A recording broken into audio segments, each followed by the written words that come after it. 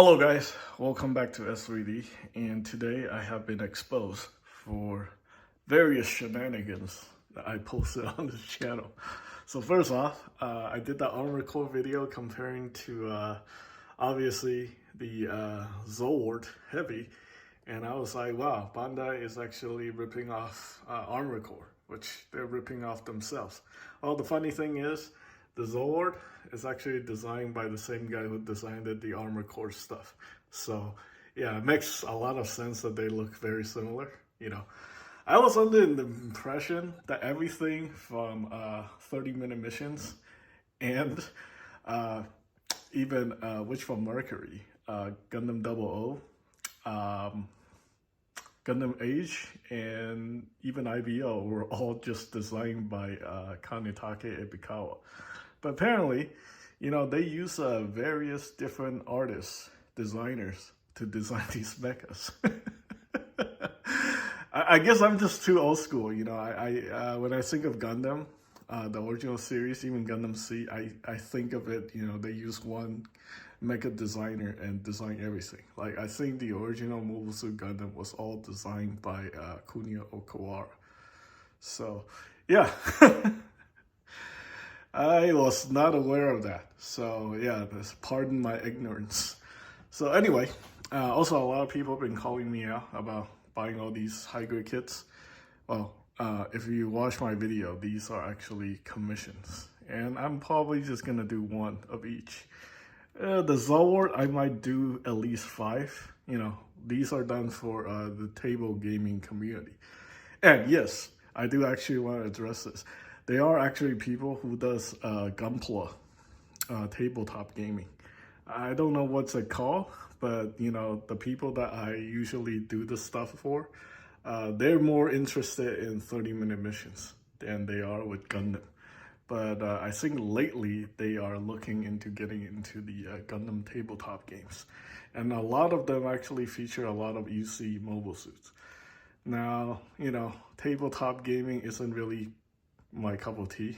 I tried to play the 30-minute missions one, and it just don't work. Like, I don't even know how to play Dungeons and Dragons and Magic card. I watch people, they trying to explain to me, it goes in one ear and it goes out the other. It doesn't compute. Like, I just don't get it. It's not something I'm very interested in doing. So, I usually watch people play a game and then I move on to something else. Because I'd rather be doing anything other than tabletop gaming. I like digital gaming, like video games and stuff like that, but tabletop gaming just doesn't work for me. All right, and this one, yes, I will be building this because a lot of people have been asking for it.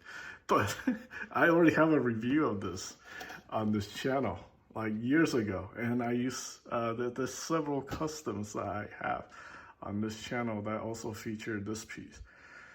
This is actually, every time when a hobby shop gets one of these, when they get like a supply of these, it usually just runs out very, very quickly. It's a very, very hot item.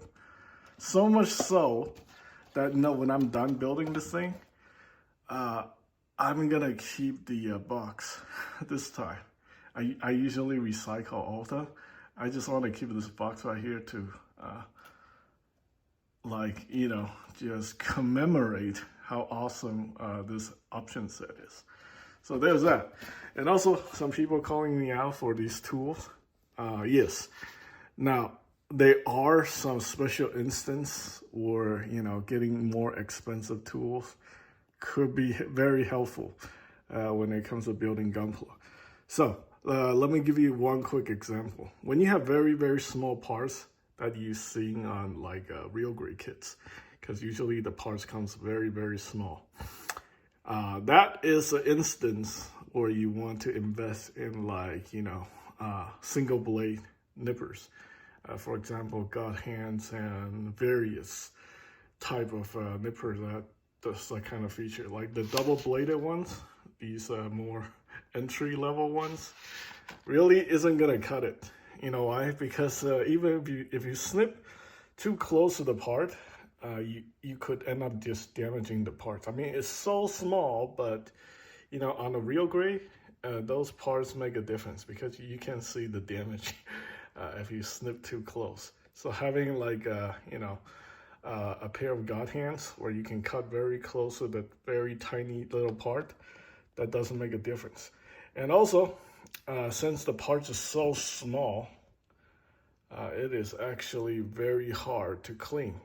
So imagine trying to clean something you can barely hold in your hand with a hobby knife and not injuring yourself in that instance. That takes a lot of patience. If you try to rush it, chances are you're going to cut yourself. Sanding would work, but it's also very difficult, because you're looking at a surface that's like less than 2 millimeters. When you try to clean a parts like this is very, very hard. One suggestion I would think you can do is use an alligator clip on it, and then slowly trying to, sand away the surface. That's probably your best bet. Or maybe even a knife would work, but still, this is not something that's very easy to do. This is like a add-on piece for a 30-minute missions kit. So there are some small parts in these high-grade kits that, sometimes, but for the most part, it's really not a big deal. Like high grades are designed so the parts are like, large enough for most people to get away with just using the basic tools. I will do like, for the unboxing of this kit, I'm gonna show you guys how I cut the parts out on these newer high-grade kits. A lot of people were saying like I'm preaching people to save money on these gunpla kits, and then I'm telling people to go buy expensive tools. It's like I make a whole bunch of videos giving you guys money-saving tips, and then I'm like, oh, go buy a God hand. Go waste $80 and go buy like tools you don't even need, right? It's hypocrisy, right?